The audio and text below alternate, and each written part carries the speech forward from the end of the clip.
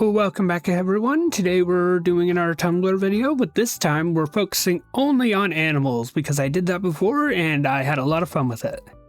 Mom, what if I was a bug? I would hold and cuddle you. What would you do if I was a bug, Dad? If you were a bug, I'd also be a bug, so we would be doing all sorts of buggy stuff. You have such loving parents. In different ways, but very sweet. I wish I had your parents, my goodness. I love shrikes because they're horrible little carnivores whose feeding habits are grim enough to earn them the nickname Butcher Bird. But they look like this. It's true. They're very cute little tiny birds. They're brutal, but they are cute. Mongolia has an anti-deer force field. I like the rap map even better. What is Alberta doing? We are constantly vigilant. It's true, honestly. They will not take a single hit in Alberta. As a Canadian, I can confirm Alberta does not accept rats. What if a rat said, Jesus Christ? This post isn't resonating with the Tumblr community. Let me try again. What if a mouse girl said, Jesus Christ? What if a mouse girl? Ooh. Look, we laugh, but I wouldn't have included this in the video if not for the fact that I read the word mouse girl. So... oh boy, okay, for this one I'm gonna mispronounce everything, just a heads up.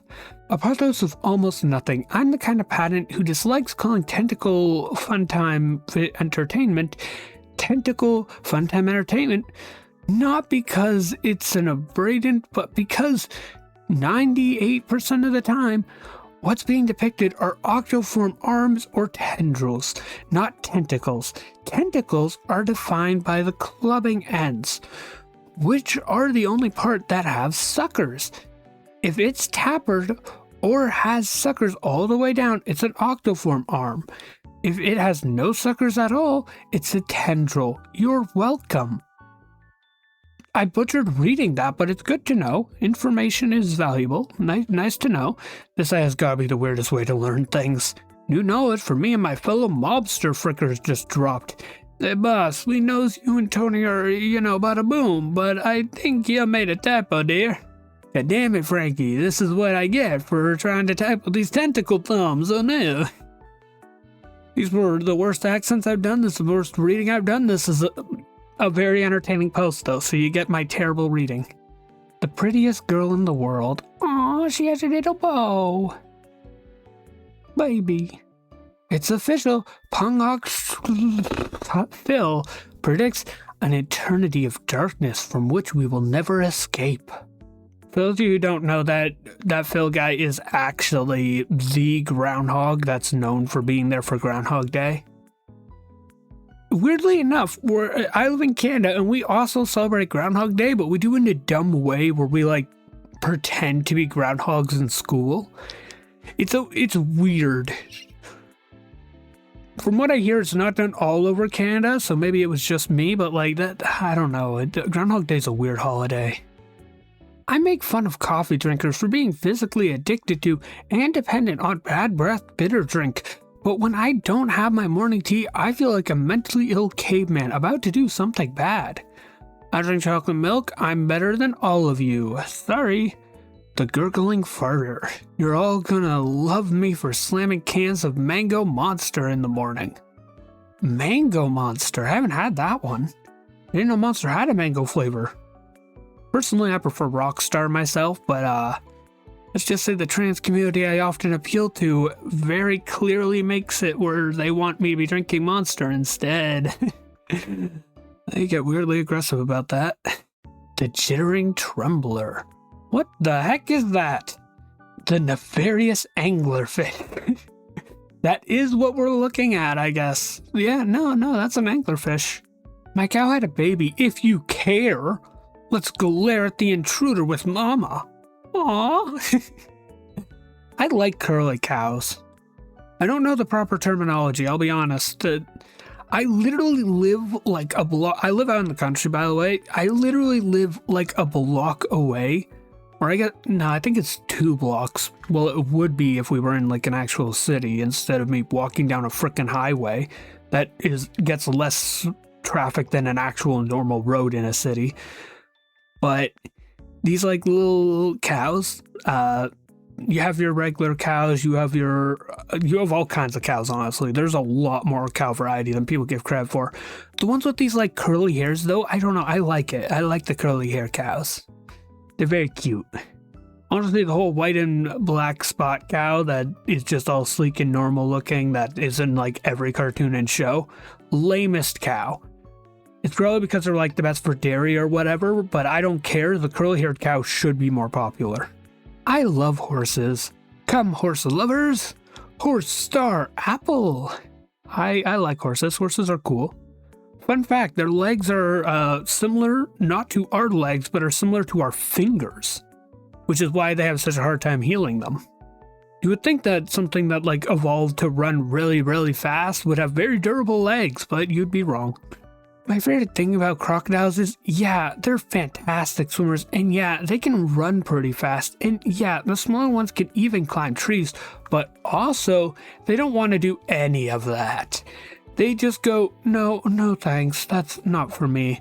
I think I'll just wait for someone to mistake me for a log and get too close, and then I'll eat them. Many reptiles love this strategy, but none pull it off like the humble croc. Considering how long crocodiles have been alive for, we shouldn't question their strategies. Clearly it works. I have been a sheep caretaker for like 2 days, and already I'm like, wow, I get it. I get why these were some of the earliest mammals to ever be domesticated. They look up to humans with this sort of dumb, but all at once innocent and pure and trusting expression. They're happy to see you. They follow you around. They like to be rubbed under their chins. Maybe it's some latent Scottish Highlander Shepherd DNA I still have in me, but I look at my sheep charges and suddenly I see why the love of God for humanity is often described as a shepherd for his sheep. I'd find a wolf for these guys. I'd go way the heck out of my way for them. I'd carry their young up for miles on my own back. Nearly 80k reblogs, and how many of you eat lamb? The ancient shepherds I'm referencing also ate lamb.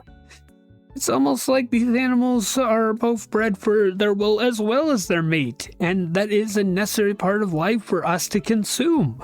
That veganism is something fairly recent that was almost impossible to do in the ancient ways. Okay, that sounded like a really dumb way of putting that, but like, until fairly recently, we couldn't pull off living as vegans and surviving a healthy life. This isn't a hit on vegans, by the way. This is me just pointing out that this idea of like, in the ancient days, they would never... No, they did. They had to. It was not optional back then. Like nowadays, sure, you could survive relatively healthily as a vegan. Sure, but back then, no, you could not. I've heard way too many people try to claim that everyone was a vegan back in the day. Just no. No, they weren't. You are incorrect. Best part of the aquarium is like the meathead guys who are like, bro, what the heck is that thing? That's crazy. And their girlfriend who has to gently tell them, babe, that's a seahorse. Okay, in his defense though, A, we all learn things differently. It's okay for him to learn this way. This is actually a great way to learn, in fact. And B, sea creatures like the seahorse or jellyfish or anything like that, sea urchins, they're pretty crazy animals. If you haven't heard them or seen them, you don't know what the heck you're looking at.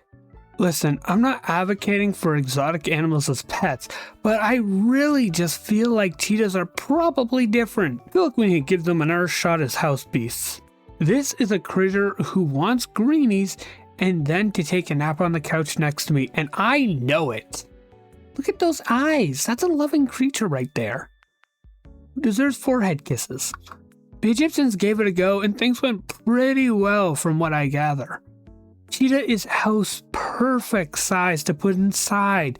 Inside very soft and comfort. Cheetah sleeps soundly. Put Cheetah in house. Put Cheetah in house. No problems ever in Cheetah in house. Because good, happy, human where sleep. House, yes, a place for a cheetah. Put Cheetah in house. Can trust Cheetah for giving good love to humans in house. Friend Cheetah. I don't know where the original for this copy and paste post is from, but I've seen it so many times. I genuinely don't know where it started, and I love it. I mean, as someone who worked at a zoo, this is fairly true. Obvious disclaimer that you shouldn't have a wild animal as a pet.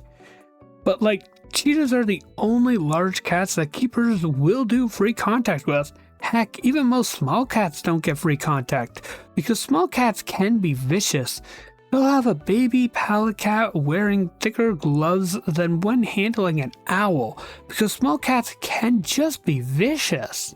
Like, I think the only other cat at our zoo where I've seen free contact with was servals, because I know they've used servals in shows to demonstrate their natural jumping ability, but I know servals can sometimes have a mean temper as well.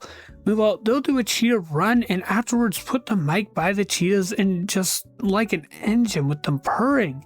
It's fascinating to watch when the message in literally every other large animal is no free contact because it's dangerous, even when they're born in captivity. Legit, if any wild animal could be adapted to be a pet, it would be cheetahs. Only problem is that they can be skittish and very anxious, and that's why they're often raised around dogs in zoos to gain confidence. That's right, I read about that a while back actually. They have therapy dogs, it's so cute. I'm sorry, but I'm cackling at the thought of telling a cat, hey, what's in your mouth? And then having to chase the fastest land mammal on Earth. Congratulations, I award you the funniest take on this post. I have not considered that angle, and it made me cackle like a witch. You know, that is a big risk. Jokes aside, that's a good point. Give me a nice thought. Hammerhead sharks get startled by the bubbles most scuba gear make. So they made new gear that could interact with the sharks. Super laxative thought. Keep going. Vultures hold their wings open in sunlight to warm themselves. Lizards strike this wings open power pose in the morning in lieu of a cup of coffee.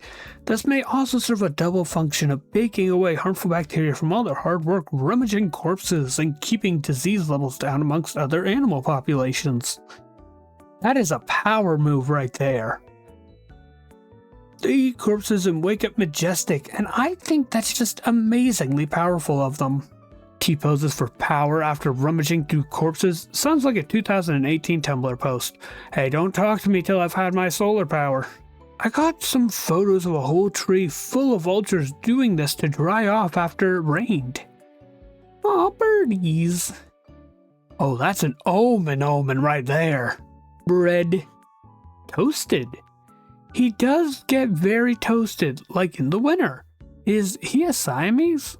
He's some kind of seal point for sure. We found him in a bush. Aw, want to hear a fun fact about Siamese cats? Always assume you can just tell me fun facts unprompted. Just a heads up, this is true for me too. There is a link in the description to my Tumblr account. Just send me it as an ask, please. All the animal facts at least. Hey, so as Siamese cats age, they get darker. This is called toasting. Your kitty really is getting toasted. Okay, some animals are just silly beyond reasonable measure. Like this thing. Oh, yeah, no, that's a pretty good example. I want to pet it. There's something very charming about when beetles open their wings covers in this very dramatic display just to fly less than 10 centimeters. Listen, beetles are small, okay? They need the extra distance. It's much bigger to them, okay? Oh no, the dog is drinking the wave equation. Every time. Animals, I need to look at a lot of them. They're important for my plans. My plan to invent lots of interesting sculptures. It's a good idea. This looks more like origami than anything, and I'm okay with that. I like that. I'm down. Origami's cool. Dear Irish American Chan, I think you should consider the anteater. Thanks. Guys, I'm freaking dying. This is the best. Transcript beta. Hi, this is Riley with PetSmart Grooming. I was just calling to confirm Walter's appointment at 3 p.m. today. We also just want to know if you would maybe bring his cowboy hat because, because we all really want to see that. So thank you so much, and we hope to see you soon. Bye. For those interested in cowboy hat pet pics. Oh my god. No, I'd make the same request. Look at him. Look at him. Kitty. If you scroll past this, you don't get $10. Need my $10. Guys, I literally got $10 at work. I ain't risking it. 10, 10, 10. Always reblog Money Cat. I just like the kitty. That face is so cute. Okay, well, I'm including in the video because I also need $10. Alright, we'll cut it here. So I hope y'all enjoyed. Like, comment, subscribe, ring the bell, blah, blah, blah. Let me know down below, actually, if you want me to do another video of purely animal posts, because, well, I'm just having a lot of fun with them, to be honest.